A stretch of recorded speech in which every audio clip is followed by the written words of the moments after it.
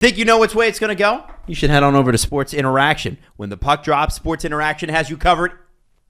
Live and play. Live and play. But pregame. Pregame, live and play are one of their many prop bets. I wasn't ready. On all major sports and prop bets. Wanna bet? SportsInteraction.com/STPN. 19 plus, please play responsibly. I'm keeping them on their toes. Next question.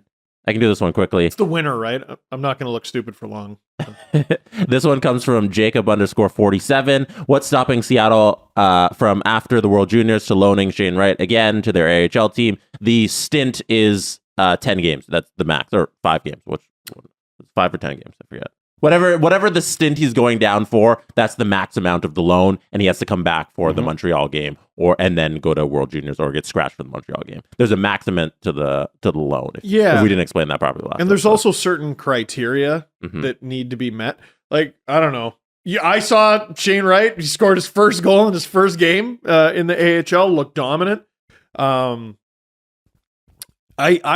hope Shane Wright is the last player who has to go through this. That's not going to happen. It's not going to happen, but like, we need to have a conversation. There was a really interesting conversation on the Chris Johnston show about it. And basically people representing the leagues in Sweden urged NHL general managers, listen, do not take players from the Swedish leagues if you're just going to play them in the American Hockey League, because you're hurting our domestic product. And when you hurt our domestic product, you hurt the product at large, and we're not going to be able to produce as many good players.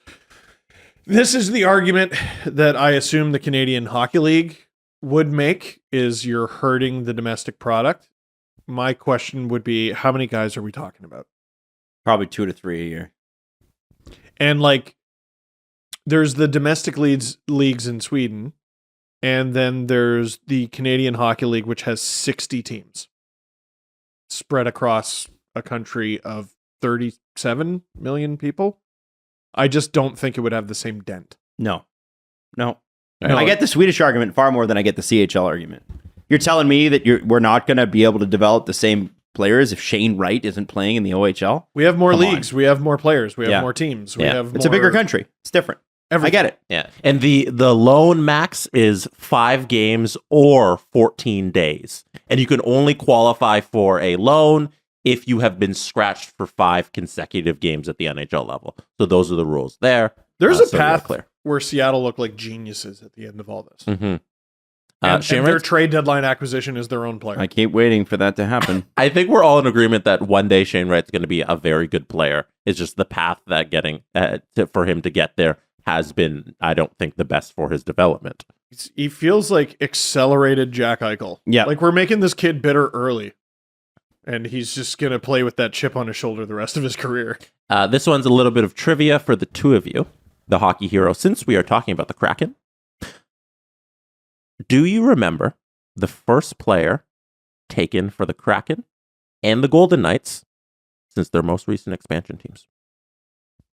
Brendan Manel. No, I'm kidding. No. Who are the first players? Well, they have to be Ducks, don't they? No, we're talking about their first signings. It was that third. The guy never played for them, but I remember that they signed a kid. Yeah, I think he did. I think he might have played a game. And he but they did a bunch of social media with him, which was hilarious. The first ever Vegas Golden Knight. Cody something? What's his name? And then we'll move on to the Kraken. Is it Cody? I'm thinking of a C name. It is, right? Is it a C name? No. It is not.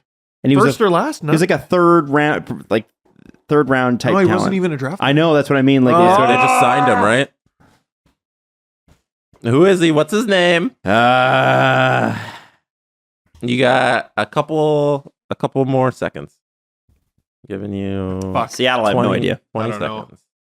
I don't know. His last name's a name that the people sometimes name like old dogs from like the 90s. It's also a university. Spot.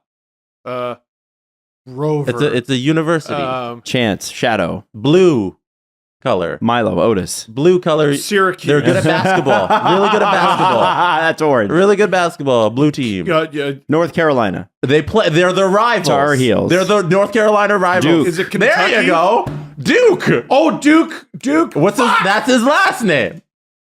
Duke's like a dog name from the 90s. Reed Duke. Yeah. Reed Duke. Hey! I won't get the Seattle one, so I'm not even involved. Reed Duke, who was a 6th round draft pick of the Minnesota Wild in 2014, was the first ever signing by the Vegas Golden Knights. Did he play a game for them? I don't know. He only played for the Henderson Silver Knights, never for the actual Golden Knights. Now he's a point-a-game player in Slovakia. 2 games, 2 points. For the Seattle Kraken, do you want to take a crack at who their first ever signing was? Was it a goalie? I don't know if he's a goalie. Adam Larson. That's not correct. Let's see if this man is a goalie I here. think it was a goalie. Nope, he is a center. He shoots left. No. Never played a game for the Seattle Kraken. No idea. Luke Henman. Yeah, no way. I wouldn't know that one. No. Luke Henman, a 4th round draft pick of the Carolina Hurricanes in 2018, never played a game for the Seattle Kraken. And he's played 12 games in the AHL this year. No points, -3. That's tough. Not great. That's tough. But he's in history forever. 4th round pick. Mm-hmm. Yep. That's it. Go Reed Duke. Canada. I'm very upset about that. Yeah, you should have got Reed Duke.